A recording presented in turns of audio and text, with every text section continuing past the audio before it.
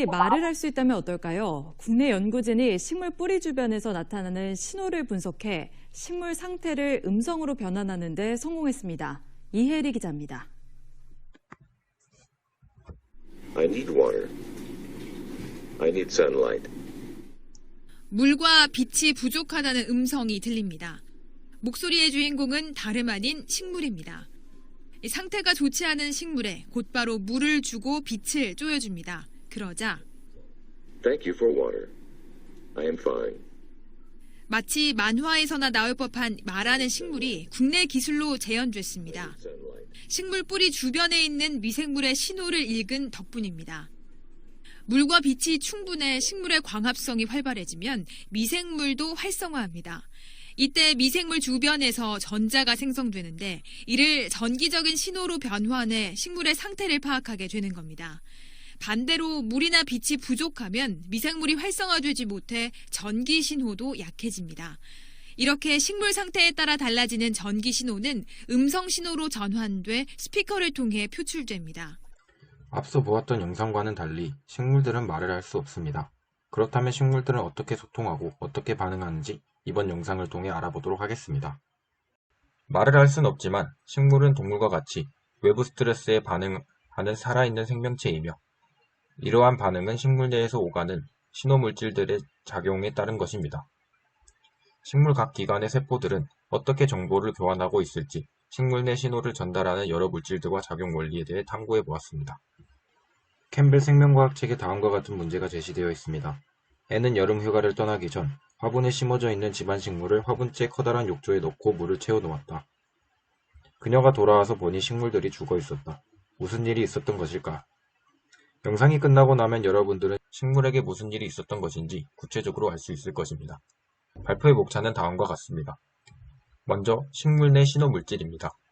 식물 내 수압이 높아지면 세포 전후 통신로가 열리고 들어가거나 나오는 이온 흐름의 방향이 막전이를 변화시켜 신호를 전달하게 됩니다.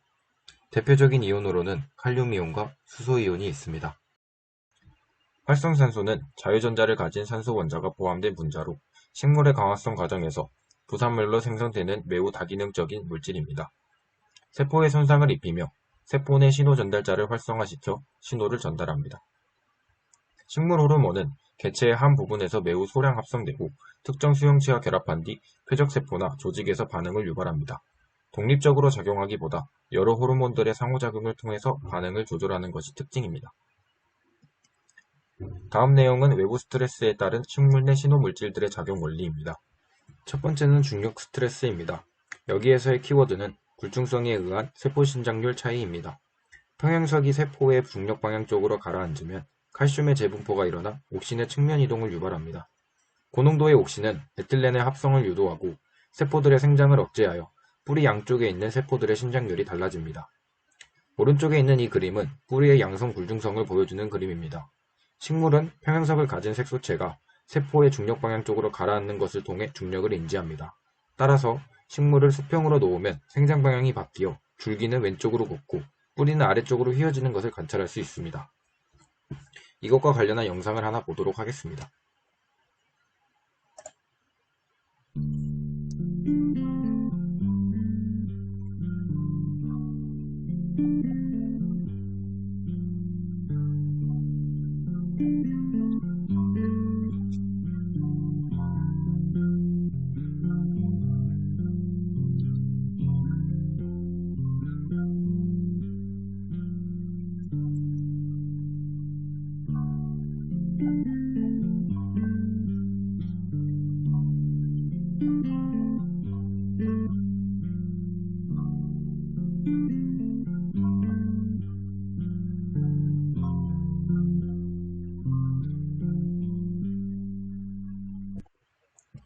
두 번째는 수분 스트레스입니다. 가뭄의 상황에서 잎은 앱시스산의 합성을 분비를 촉진시키며 이 호르몬은 공변세포막에 존재하는 앱시스산 수용체에 결합하여 기공을 닫게 함으로써 증산을 줄이고 더 이상의 수분 손실을 막아줍니다. 침수의 상황은 부분 침수 조건과 완전 침수 조건 두 가지로 나눌 수 있습니다. 부분 침수 조건에서는 산소 부족으로 뿌리에서의 세포 호흡이 곤란해지고 에틸렌의 합성이 촉진됩니다. 뿌리 피층의 일부 세포들이 세포 사변 과정을 거쳐 파괴되면 기관이 형성되고 이는 뿌리에 산소를 제공하여 식물이 침수에 견딜 수 있게 합니다.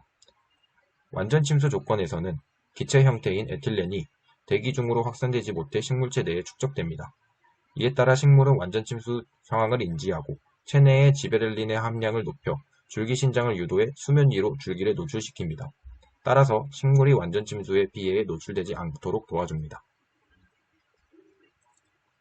이 그림은 침수 스트레스에 대한 식물의 반응을 보여주는 그림으로 지베렐린, 아브시스산, 에틸렌 세 가지의 식물 호르몬이 최종적으로 뿌리의 산소 흡수를 도와준다는 것을 보여줍니다.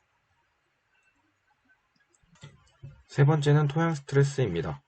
염류가 많아지면 토양의 수분 포텐셜이 감소하여 식물 내로 물이 원활히 이동하지 못해 토양에 수분이 많다고 하더라도 식물이 수분 부족 현상을 겪게 됩니다.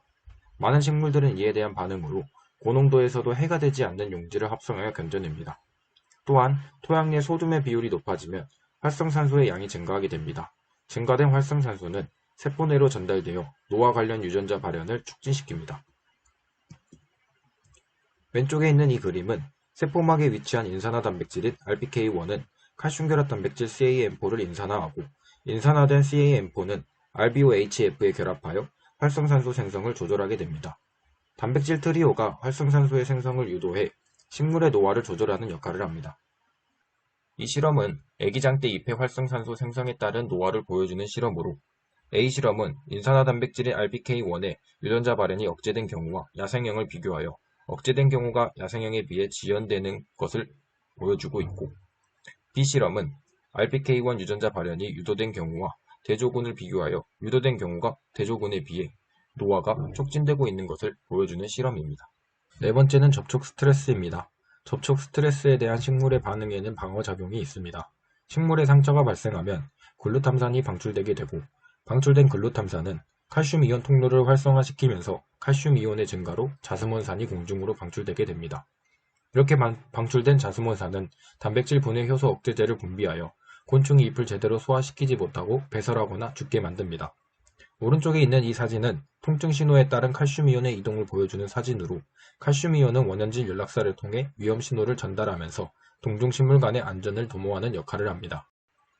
마지막으로 기타 스트레스를 알아보자면 비스트레스에 대한 식물의 반응은 음지 회피 반응, 종자의 발화가 있고 온도 스트레스는 고온, 저온, 동결로 나누어 반응이 다른데 고온에서는 증산작용, 늘 충격 단백질 생성이 있고 저온에서는 세포막 지질의 구성 변화, 동결에서는 특정 용질의 세포 내 농도 증가, 동결 방지 단백질 이용 등이 있고 접촉 스트레스에서는 접촉 형태 형성, 굴촉성에 따른 동구성 휘감기 등의 반응이 존재합니다.